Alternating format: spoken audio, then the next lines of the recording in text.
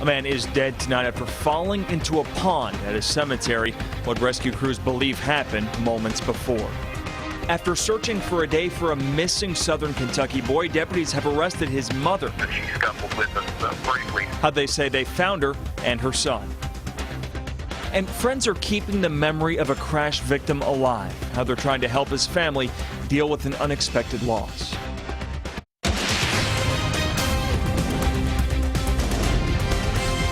This is WKYT News at 6. A tragic ending to a water rescue here in Lexington. You're watching WKYT on the CW Lexington. I'm Sean Moody in for Kristen Kennedy. The Fayette County coroner says a man is dead tonight after falling into a pond at the Lexington Cemetery. Firefighters say it took them about 25 minutes to search the water and find him. WKYT's Mike Byer talked with crews about what happened in the moments before the drowning. That's our top story at 6. This pond at the Lexington Cemetery may seem peaceful now, but that wasn't the case this morning when a young man fell over the ledge into the water. The Fayette County coroner tells us 29-year-old Luis Jimenez has died after drowning in this pond at the cemetery. The incident happened this morning shortly after 11. This is when firefighters and police were dispatched to the cemetery for reports of a person falling into the water. The first one on scene was one of our special operations water rescue companies. They went in the water within seconds of getting here and started a rescue effort. Firefighters say Jimenez was walking around the pond with his girlfriend when he reportedly fell in. After roughly 25 minutes of searching through the water, rescue crews found him unconscious and submerged in the pond. Our target's always to get them out as quick as we can, and those guys did an exceptional job getting them out within a half an hour. Jimenez was taken to UK Hospital where he later died. The coroner is calling the drowning accidental. Now we're told the pond reaches a depth of 7 feet and is made up of concrete. It also has signs around it like this one that warn people about the possible danger. In Lexington, Mike Byer, WKYT. Investigators aren't sure what caused Jimenez to fall into the pond. They say there's about a 5-foot drop before that water surface. Now on to a developing story in eastern Kentucky. Kentucky State Police say one man is dead after a shooting involving police. The shooting happened in the Phelps community in Pike County. Troopers say 32-year-old John Casey was shot and killed. No word yet if any officers were also injured in that incident. A Laurel County mother is in jail tonight. Deputies there say they spent hours on Saturday searching for 31-year-old Jamie Allen and her 5-year-old son. Now, this all started with an incident on Saturday morning. Deputies say she drove off from a home with her son, nearly hitting a deputy. They believe she was under the influence of drugs at the time. As WKYT's Sabira Rayford tells us, deputies said they found her as she was trying to leave town. Police say 2 miles down Langnow Road is where they finally caught up with Jamie Allen and her 5-year-old son. They say she was on the side of the road looking to make an escape. Sergeant Larry Parrott tells us they had been tracking Allen yesterday through her phone. He says they received a tip around 10 o'clock last night that she would be on the side of Langnow Road waiting on a man to pick her up and take her out of town. Sergeant Parrott says when police arrived, she yelled at them and waved a knife. He says they were able to secure the child in the car and told Allen to put the knife down. He says after a scuffle, they were finally able to arrest Allen, but not before she cut Parrott's hand. We attempted to arrest her to get her handcuffed, and she scuffled with us briefly, scuffled with me briefly, but I was able to handcuff her and bring her into custody. Allen is charged with several different offenses, including fleeing and evading police and attempted murder of an officer. In Laurel County, Sabira Rayford, WKYT. Social services have placed that little boy with his biological father. A man wanted in Boyle County has been caught. Deputies say they caught Rodney Satterley this afternoon along Perryville Road. Deputies have been searching for him ever since yesterday. They were checking out a report of a suspicious vehicle along Webster Road when they say Satterley took off in that vehicle, nearly hitting one of their cruisers head on. Right now, Satterley is charged with fleeing or evading police, criminal trespassing, and resisting arrest. New tonight, Kentucky State Police are investigating a deadly crash in Madison County. This happened early this afternoon on Irvin Road near Waco. Kentucky State Police say 39-year-old Douglas Tackett Jr. lost control of his vehicle. It hit a guardrail, crossed lanes, and rolled several times. The road was closed for more than an hour. Troopers tell us Tackett was taken to the hospital where he died. Irvin Road is back open tonight. And state police are also investigating a serious crash today in Whitley County. The sheriff there says 8 people were injured in a crash along US 25 at the intersection of Kentucky 204. He says 3 people were being flown to a hospital. State Police's accident reconstruction unit is there on the scene investigating. Hundreds of people revved their engines this afternoon in memory of a friend who loved to work on cars. Matt Darland and 2 others were killed earlier this month when their car crashed into a brick wall. Today, Darland's friends gathered at Anderson Dean Park in Harrodsburg for a car show, a fundraiser that friends say is fitting for a man gone too soon. We're told Darland left behind a young son, and the money raised today will go into an account for him. It was a tragedy, and obviously you can't plan for anything like that. You never want to lose somebody, but losing them that way is even worse, and I know they hadn't planned for anything. Try to help them out as much as we could. That car show wrapped up just a few minutes ago at 6 o'clock. Friends said they were happy with the amount of support they received. A few showers and storms are rolling through the region tonight. That weather will continue into the work week. Meteorologist Jim Caldwell has an early check of the forecast. And unfortunately, it looks like as we get into the week, it's going to get a little more widespread and more action-packed with those rounds of showers and thunderstorms. We're tracking a little bit of rain right now in parts of central Kentucky. Might be a little hard to see off in the distance, but we do have the light in the background and the rain shaft of some of those showers well off to our west here in Lexington, so you do see some of that rain. Right now, we're at 78 degrees with a feels-like temperature of 80. That's not bad at all. I mean, the humidity's up, sure, but this is not a bad place to be temperature-wise, especially on the last day of July. Here's what our Defender Radar Network is picking up on, a few of those scattered showers and storms. Not as many as we had out there yesterday, but certainly a few, and we have some of that activity moving through parts of central Kentucky right now. One of those areas, southern parts of Fayette County, and that shower we could see well off in the distance off to our south and west and across parts of Jessamine County. There you see some of that heavy rain now just in position to the east of Nicholasville, and another shower making its way just north of Harrodsburg. Again, not impressive by any means, but a little bit of rain associated with it. Here's our planner. We look ahead to 8 o'clock, got a few scattered showers and storms out there.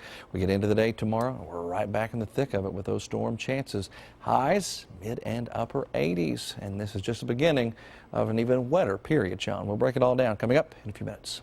All right, Jim, thank you. Devastating flooding along the East Coast tonight. 2 people are dead, and there's a trail of destruction in Maryland after storms dumped several inches of rain on Saturday. County leaders there say Ellicott City saw some of the worst flooding in at least 50 years. You see that damage there on your screen, maybe in their 244-year history. It was shocking and devastating, but what was incredible, that was the bad side of it, seeing the terrible devastation. The good side was watching some really heroic rescues and seeing the first responders and just the neighbors that were helping each other out of the cars as they were floating by. County leaders estimate that the cost of recovery will run into the tens of millions of dollars. New tonight in eastern Kentucky, animal shelters trying to move all of their animals to other shelters or homes. The Stray Hearts Animal Rescue in Martin County says their ceiling has toxic black mold. All the pets inside there now need to be evacuated. They say until the problem is fixed, they cannot take any more animals at all. Dogs that are currently at the shelter are being sent to rescues this week, but they need help vetting 37 cats so they can be moved on to other rescues. If you can take any animals, you're asked to call their shelter. Still to come here on WKYT News on the CW Lexington, the Harry Potter magic lives on. Why fans were lining up outside bookstores today. Now, your hour-by-hour forecast with meteorologist Jim Caldwell. We have been tracking a few scattered showers and a couple of thunderstorms moving across parts of Kentucky here today. Not nearly as active as it was yesterday, but still running into that chance. And that chance will continue into the new work week. Let's see what we've got on our Defender Radar Network. We've got the temperatures thrown up there as well, and we've had quite a bit of relief from the heat. today and overall this weekend. We did get up to around 87 here in Lexington for a high. 78 right now with the thicker clouds and the shower passing through parts of Fayette County. Down to 84 into Danville as some rain is very close to them as well. Let's get into our mode and track where the showers are going. Got another little thunder shower that's been rolling through Louisville and it's going to try to essentially ride Interstate 64 off toward the east, so likely gets into central Kentucky in the next few hours. Very light rain showing up just north of Harrodsburg there. You can see the shower almost falling apart. Now that's been the story today. A lot of these showers, thunder showers, go up and then they start to die out. And Jessamine County as well, tracking a little round of some heavier rain. It had some lightning associated with it a little bit earlier, but now you can see even that has disappeared. Here's our hour-by-hour run. Scattered showers, thunderstorms continue for a little while longer, and then overnight, early tomorrow morning, things start to die out. But notice the nature here of where our frontal boundary is trying to set up tomorrow and for a few days. That also is going to be kind of an open road or a highway for us to get in on a flow from the northwest, meaning more showers and thunderstorms will approach from that area, giving us wave after wave. We likely get in on more organized activity tomorrow afternoon, tomorrow evening, and that continues for a few days. That's going to be pattern and how it gets locked in here. So we'll have storm clusters run at Kentucky from the northwest as we go into your Monday, Tuesday, and even into Wednesday. We'll be tracking that storm threat for a few more days. So round after round, some of them could produce some stronger thunderstorms and of course loads of heavy rain potential as well. So it's a very stormy northwest flow. Thunderstorm clusters drop into Kentucky, and then strong storm and heavy rain potential will continue. That's something we've already been dealing with for a little while now. Here's our 7-day forecast. As you look ahead, shower and thunderstorm chances continue, and we're going to be in the mid and upper 80s just like we have been here. We'll get to that peak and then a shower comes through and will cool you off, but the storm chances will continue. And it gets a little more active for a few days, backs off, and then it increases again, Sean. Standard summer. Standard summer, yeah. And we're going into August now, so we're trying to wind down on summer at least. Well, that's so sad. It's so sad. It's coming, I guess. What's coming? The end of summer. The snow? I'm not going to say that.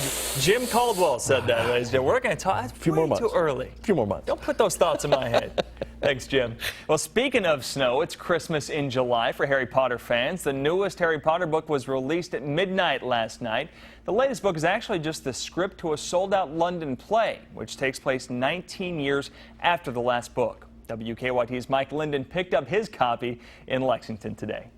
It's been nearly 10 years since the last Harry Potter book was published, but that all changed this morning with the release of Harry Potter and the Cursed Child. The latest installment in the Harry Potter book series by J.K. Rowling, Harry Potter and the Cursed Child, is here. The previous book in the series, Harry Potter and the Deathly Hallows, released in 2007. At Joseph Beth Booksellers in Lexington, more than 450 people pre-ordered the book, with several hundreds more purchasing the book at a midnight release. Store manager Travis Ryson says one couple that came to purchase the book last night was a first for him. They had just come from their wedding. She was in a wedding dress. He was in his tux. She had pre-ordered the book, and she absolutely had to have the book before they went on their honeymoon. So we actually worked it out to where we could get them the book so that we could send them on their way. It was a really cool moment. Ryzen says even if you didn't pre-order the latest copy of the book, they still have plenty to go around and don't plan on running out anytime soon. In Lexington, Mike Linden, WKYT. That book is already the top-selling book of 2016 on Amazon.com. Lee K is in next with sports, and several former Wildcats are back in town this weekend. They are, Sean. Several guys, including Devin Booker and Tyler Ulis, are in Lexington to help out at camps. And this afternoon, Tyler signed autographs for the fans. What does he have to say about his new home in Phoenix? That's next in sports.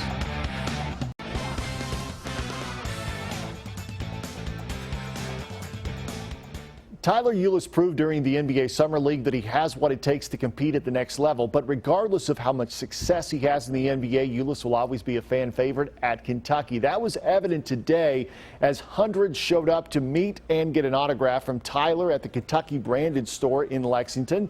Ulis was a second-round pick of the Phoenix Suns, joining a team full of former Kentucky Wildcats. He says it's a perfect place to be. I love the people, the staff, the GMs, the owner, everyone. It's like a family atmosphere. I have a lot of Kentucky guys there. The head coach was a smaller guard, and he was a player. So having a player coach is always very good for a player like me because he knows the game, and I'm excited to get ready with the team. Now, Tyler's old and new teammate, Devin Booker, was also in town this weekend helping out with the Calipari shooting camp.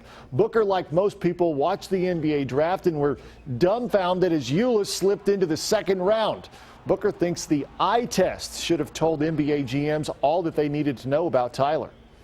I don't understand how the draft always works. You take all these European guys that they play 3 minutes a game overseas, but you're right here, you see Tyler playing on the biggest stage in college basketball and performing.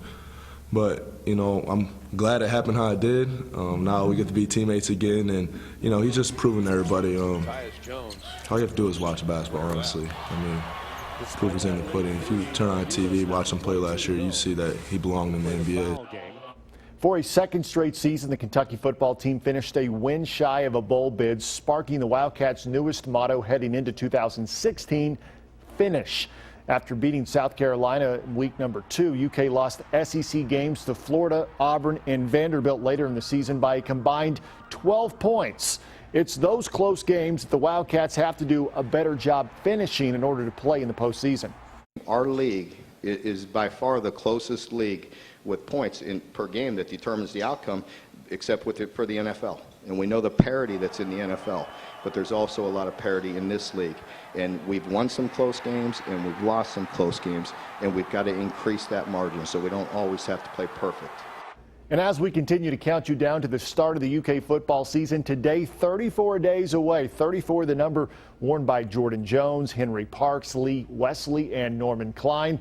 Now, last season, Marcus McWilson led all UK defensive backs with 34 tackles, and Nicky Nichols kicked a 34-yard field goal in the 1993 Peach Bowl. For more fun facts like those, go over to WKYT.com and see all the countdown days. Speaking of countdowns, we are continuing to count you down to the high school football season. Today, we make a stop in Woodford County, where the Yellow Jackets have a new look and a new approach to moving the ball on offense. Brian Milam has it in our 27 teams in 27 days. The first season for Dennis Johnson as a head coach started well, but finished with a flurry of losses. Woodford County plagued themselves a lot with penalties. We had too many penalty yards, man. It just they killed us. We were leading the nation at one point in penalty yards, and it was, every game we gave up more penalty yards than we did defensive, So we're gonna definitely cut down on those this year. A year ago, the Jackets had one of the biggest lines you will ever see in high school football. This season, it's the exact opposite. We're definitely going to look totally different up front. You won't see any 3X jerseys up there, sure. Well, last year, we had all the bigger guys, 6'5" plus on the line, offense and defensive wise. But now this year, we got guys who want to scrap and get after the ball. We got a bunch of speed on the defensive side. With not as much size, speed becomes the primary strength, and with it, a brand new style of offense. Yeah, we'll definitely try to hit the outsides, pass a lot more, because we don't have as much size as last year.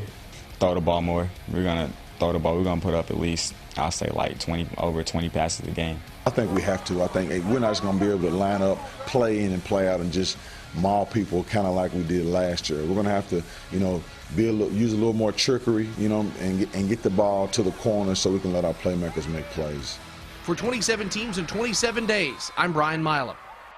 All right, thank you, Brian. And the PGA Championship continues over on WKYT. That's why we're here on the CW Lexington. Jimmy Walker has a 2-shot lead over Jason Day with about 6 holes left to play. All right, sounds good. We'll have those highlights coming up at 11, and we will be right back. Tuesday night's Mega Millions jackpot is $25 million. Wednesday night's Powerball jackpot is $40 million. And Jimmy, it sounds like a little bit of rain just about every day in that 7-day, huh? 7 days full of shower and thunderstorm chances here from beginning to end. And some of you may never get to 87, 88 degrees because of the coverage of the showers and storms. But there's going to be a few that will get to that peak. It's just going to be one of those weeks where we have to watch and see. We'll keep an eye. Thanks for joining us. Remember, our next newscast is at 11, and the news is always on at WKYT.com. Have a good one.